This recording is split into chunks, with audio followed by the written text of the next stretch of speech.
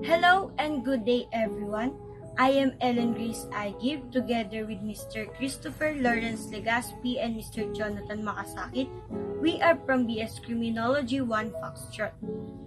In this video, we are going to describe the organization and functions of Philippine Drug Enforcement Agency, also known as PDEA. The Philippine Drug Enforcement Agency or PDEA sa Tagalog, Ahensya ng Pilipinas sa pagpapatupad ng batas laban sa bawal na gamot.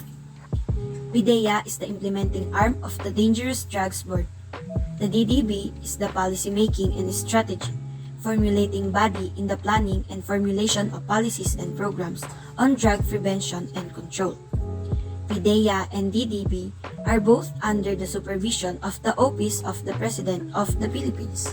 PDEA is a government agency that leads anti-drug law enforcement agency, responsible for preventing, investigating, and combating any dangerous drugs, controlled precursors, and essential chemicals within the Philippines.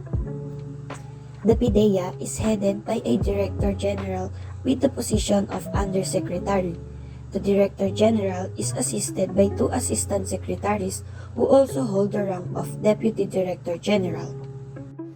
When President Gloria Macapagal Arroyo signed Republic Act 9165, otherwise known as the Comprehensive Dangerous Drugs Act of 2002, to give more teeth to government's drive against illegal drugs. The Republic Act No. 6425 or Dangerous Drugs Act of 1972 had been the backbone of drug law enforcement system in the Philippines. Despite the efforts of various law enforcement agencies mandated to implement the law, the drug problem alarmingly escalated with orbiting police officers collecting drug money. The high profitability of the illegal drug trade, compounded by the then existing laws that impose relatively light penalties to offenders, greatly contributed to the gravity of the problem. The Republic Act 9165 defines more concrete courses of action for the National Anti-Drug Campaign and imposes heavier penalties to offenders. The enactment of Republic Act 9165 reorganized the Philippine drug law enforcement system, while the Dangerous Drug Board remains as the policy-making and strategy formulating body in planning and formulation of policies and program on drug control and prevention. It created the Philippine Drug Enforcement Agency under the Office of the President.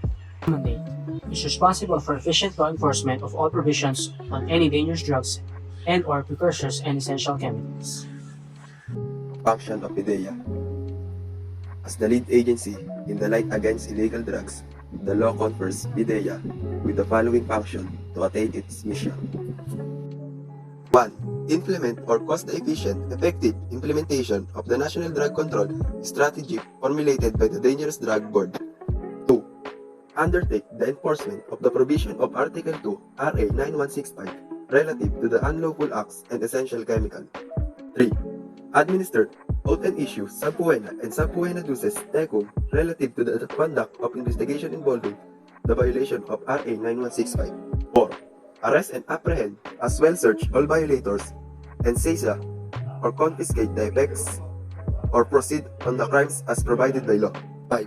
Take charge and have custody of all dangerous drugs and control residues and essential chemical sales confiscated or surrendered to any national, provincial, or local law enforcement agency.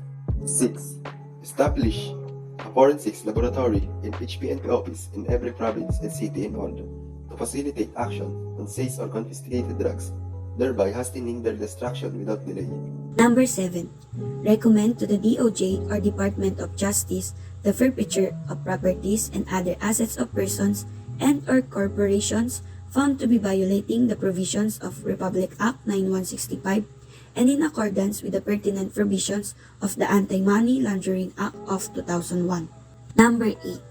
Prepare for prosecution or cause the filing of appropriate criminal and civil cases for violation of all laws on dangerous drugs, controlled precursors and essential chemicals, and other similar controlled substances. Number 9. Monitor and, if warranted by circumstances, in coordination with the Philippine Postal Office and the Bureau of Customs, inspect all air cargo packages, parcels, and mails in the Central Post Office. Number 10. Conduct eradication programs to destroy wild or illegally grown plants from which dangerous drugs may be extracted. Number 11.